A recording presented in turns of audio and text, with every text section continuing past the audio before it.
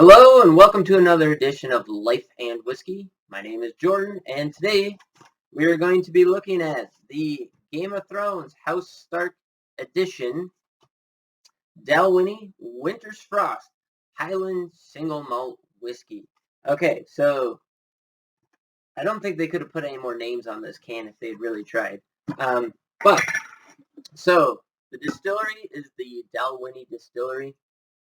It is a single malt Scotch, and the distillery is in Dalwhinnie, Scotland. It's one of the highest in elevation distilleries in Scotland, and it was established in 1898. It is currently owned by Diego, and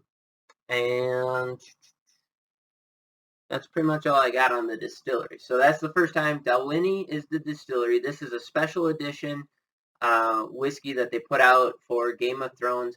I don't know anything about Game of Thrones. I've never watched it, could care less about it. So this review is going to have nothing to do with that. It's all going to be about the whiskey.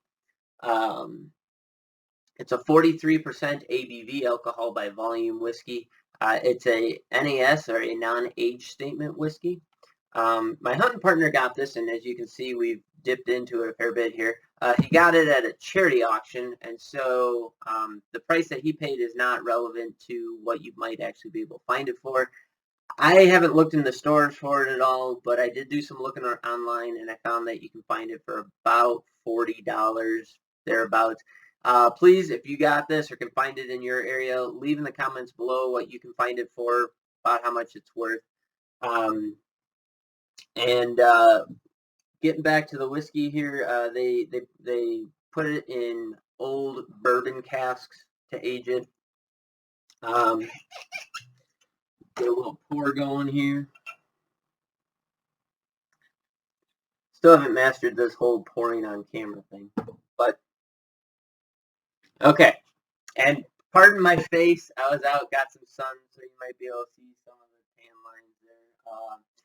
Yeah, so even though you're supposed to quarantine here in Wyoming, live in the middle of nowhere, so I was out running my dog yesterday, and we were over hither and yon, playing around out in the sun for a couple of hours out in the hill country, and so, yeah, got a little sunburned, so sorry about that if I look like an idiot.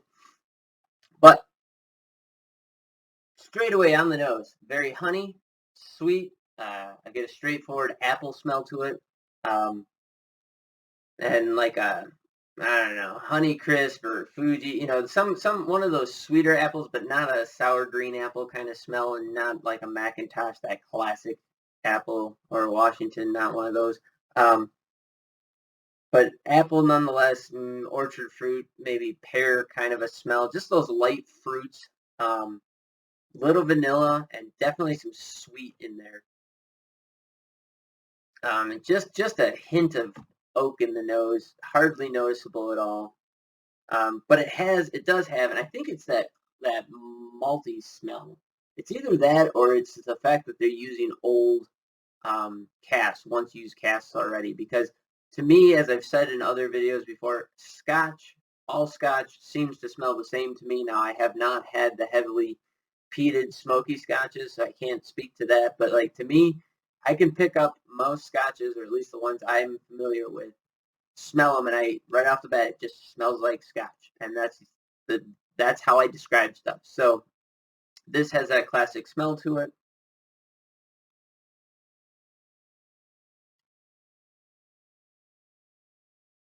So has a very quick profile. I get that Scotch note up front, so that maltiness up front moves into just a quick apple, fruit, sweet, and then follows in with that musty maltiness, kind of a sweet maltiness, and then at the end I get a little bit of a barrel spice note to it, an oakiness. But the flavor profile it seems like there's a fair number of notes in there, 3, 4 characteristic notes, but it's very fast. It just kind of is there and then gone right away. Yeah, this one goes by really quick, kind of hard to pick out.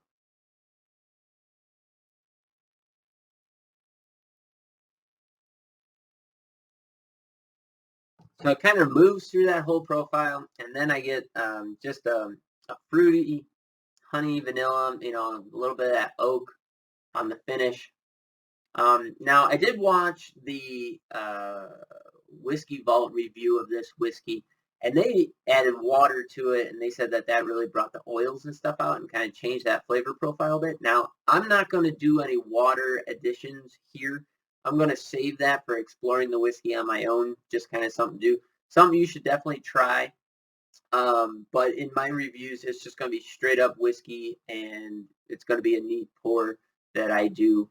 And so if you want to try that, check out the Whiskey Vault video on this whiskey. They got some good ideas there and some additional notes. But that's kind of where this whiskey sits for me. It's an easy drinker. Again, somewhere in the $40 price range. Hopefully, go check it out. If you can find it still. It is a limited edition, so I don't know how long they'll be around. I have not looked into that at all. But it's a decent scotch nonetheless. And you know what? If any of those flavors sound good to you, go ahead and check out the Dalwhinnie Distillery just in general and get their normal product. Thanks for watching. And if you have any comments or questions about this particular pattern or the whiskey that we reviewed today, please feel free to hit me up in the comments below. Again, please list the price of the whiskey that we reviewed today down in the comments. Let me know what we can get it for in your area, or if you have any other suggestions, also appreciated. Have yourselves a great day. Go out there and have some fun while the world around us is burning. Catch you guys later. Thanks for watching.